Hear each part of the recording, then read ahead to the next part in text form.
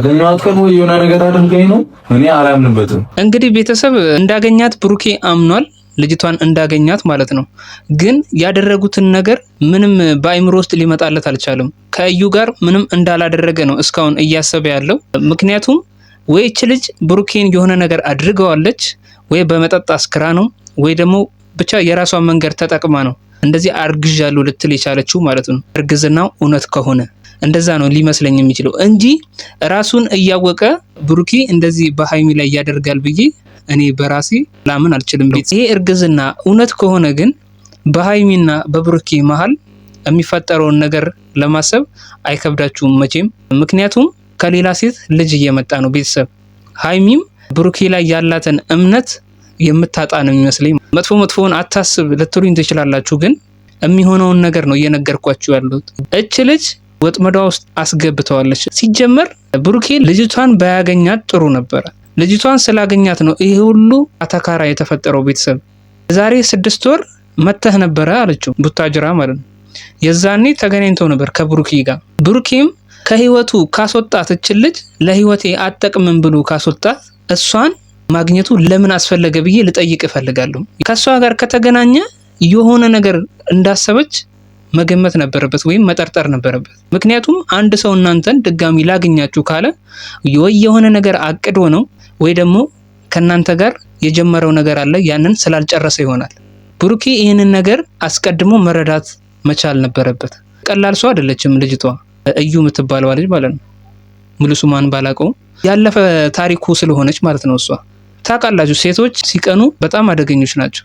ሴት ልጅ ጨካኝ ነች ይባላል። ብሩኬና በሃይሚ መሃል ፍቅራቸው አናዷት ሊሆን ይችላል። ብሩኬ ልጅቷ ጋር ጥሩ ትዝታዎች ላይኖሩት ይችላል። ብሩኬ ጥሩ ትዝታ የለውምና እዩ ለብሩኬ ጥሩ ስሜት የላትም ማለት አንችልም ቤተሰብ። ምክንያቱም ተመሳሳይ ስሜት ሊኖራቸው አይችልም። እዩ ለብሩኬ ጥሩ አመለካከት፣ ጥሩ የፍቅር አመለካከት ሊኖራት ይችላል። ያኔ ሲለያይ ማለት ነው። ገና ሲለያያት በውስጧ ያልቆረጠችው ነገር ሊኖር ይችላል። ገባችሁ? ይሄ ደግሞ ነገሩ ይቆያል እንጂ መውጣቱ አይቀርም። ብሩኬ በሰዓቱ ልጅቷን ነገር በደንብ ማዳመጥ ነበረበት። ነገሮችን ከስር እየቋጨ ቢሄድ ኖሮ ብሩኬ እስከዚህን ድረስ ነገሮችን ወዲያው ስላልቋጨ እኮ ነው የዛሬ 6 ወር ልጅቷን ያገኛት። እዚች ጋር በራስ ስህተት ነው እንደዚህ አይነት ነገር ሊፈጠር የቻለው።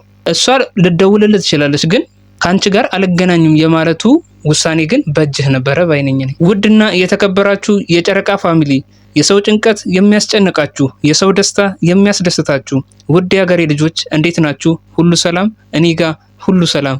ዛሬ በሚያስደስት ቪዲዮ አይደለም የመጣሁት። ሃይሚ ራሷን ስታ ወድቃ ሆስፒታል ገብታለች ቤተሰብ። እንዲሁም ብሩክ አርግዣለሁ የምትለዋ ልጅ አሁንም አጠገባቸውን ያለችው ካጠገባቸው ልትርቅ አልቻለችም። እስኪ ወደ ቪዲዮ እንሂድ። አንተ በሰራው ስህተት ምናምን አትበይ ወይ የሆነ ነገር አድርገሽ ነው ይዛን ቃል እንጂ ይሄ በጭራሽ እንዳላረኩት ታውቃለሽ። እንታያለን።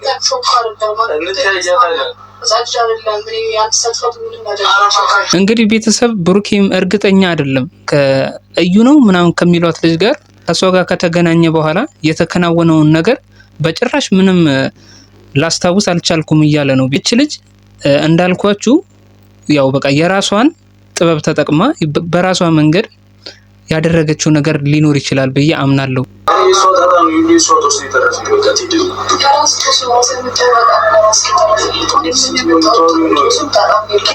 የራስ ጦስ ነው ልትላት አትችልም። ምክንያቱም አንተ በግ አይደለም እና እንገናኝ ስትል ዝም ብለህ የምትሄደው ነገሮችን ማገናዘብ አለብህ። ለምንድን ነው የሚሄደው? ካገኘዋት በኋላስ ምንድነው ጉዳዩ? የማገኝበት ምክንያት የሚለውን ነገር ማገናዘብ ነበረብህ። እች ልጅ ድሮ ከህይወቴ ወጣለች ካልክ የዛሬ 6 ወር ልታገኘት አይገባም ነበር። ገና ድሮ ነበር በመሃላችሁ ያለው ግንኙነት መቋረጥ የነበረበት። ብሩኬ እች ልጅ አንድ ነገር ብትሆን ብለህ ልጅቷን የምታስፈራራት ያንተም ኃላፊነት ነበረበት እዚህ ጉዳይ ውስጥ ማለት ነው። ያንተና የዚች ልጅ ታሪክ ነው ለሃይሚ የተረፈው። በጊዜ ያልጨረስከውን የቤት ስራ ሃይሚም ለመታመሟ ምክንያት የሆነው በጊዜ የቤት ስራህን በተጨርስ ኖሮ ነገሮች እንደዚህ ባልተዘበራረቁ፣ ሃይሚም አልጋ ላይ ባልተኛች ኖሮ። ተነግራለች። ምንም አልሆነችም። እኛ እዚህ መሆን እንችላለን። ሀይሚ ዶክተሩ እንደምትነቃና ጥሩ ጤንነት ላይ እንዳለች ጤንነቷ እየተመለሰ እንደሆነ ለብሩኬ ነግሮታል። ይሄ በጣም ትልቅ ነገር ነው። በጣም ደስ የሚል ነገር ነው። ትልቁ ዜና ይሄ ነው ቤተሰብ።